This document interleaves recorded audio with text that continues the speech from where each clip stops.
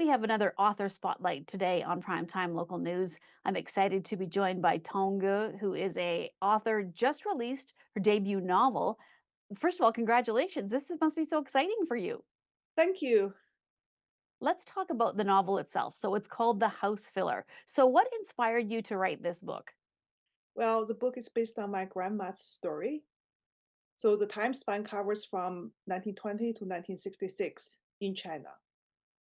She was a widow with bound feet and illiterate, and she went through wars and political turmoils and poverty. So, yeah, she had a really hard life. That's how I was inspired. And did you get stories from her? Did she tell you about her life? Is that how you compiled this together? Actually, I heard most of her stories. Actually, I heard, yeah, most of her stories from my mother. But I verified with my other relatives while writing this book.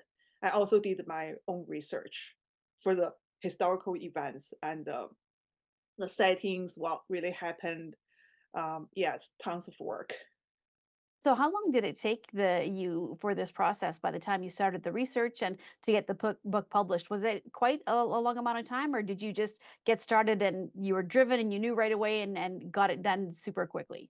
It took a long time because I first wrote a really big long book with 240,000 words, and I couldn't find a publisher.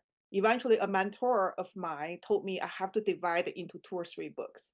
So I divided into three books. This is the first book of the series. The whole series took me about nearly 20 years. Wow, Yeah. that's incredible. That is an incredible amount of time to get that done and through that perseverance. And I was telling you that I was looking at some of the reviews on Amazon and they are all so complimentary, with one of them saying, "This is one of the best books that I've ever read." So what does that mean to you to see the reaction for people just absolutely loving your grandmother's story and the way that you've written the first book?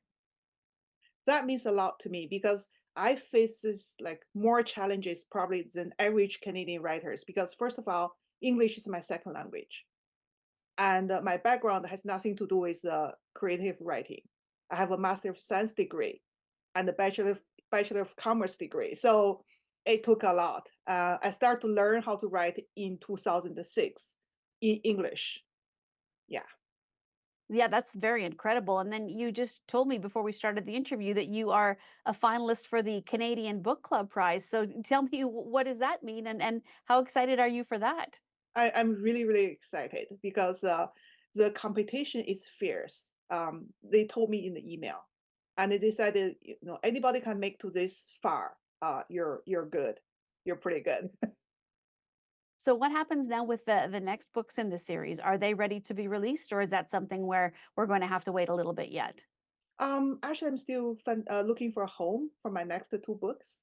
Each book focused on a different generation. So first book is about my grandmother. Second is about my parents. Third one is about myself. Before I came to Canada. Yeah. Well, and why was it important for you to write these stories and get them, into a place where they're basically like a living history? Actually, recently I read an article talking about a survey conducted about what is the number one reason for people want to write stories. Believe it or not, the number one reason is not about money, fame, or anything like that. Number one reason is to right a wrong. So my family suffered so much during the wars and also political regime change, all that. And it's just I just feel like the world need to know this story because, yeah, now the world is a village, right? Everybody affects everybody. So yeah.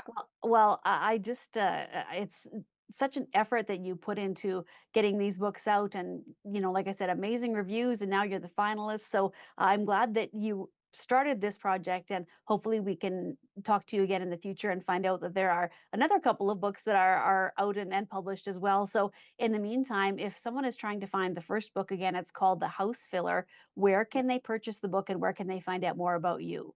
By the way, this is how it looked like. Okay. And you can find it in probably lots of Canadian local bookstores and also on Amazon. I'm always a supporter for the local independent bookstore, so I urge people to check them out first. Oh, by the way, you can also find it in the library. So lots of libraries actually. Okay. Well, I appreciate your time today. This is again an incredible story, and thank you so much. We look forward to chatting with you again in the future. Thank you, Stacy. Me too.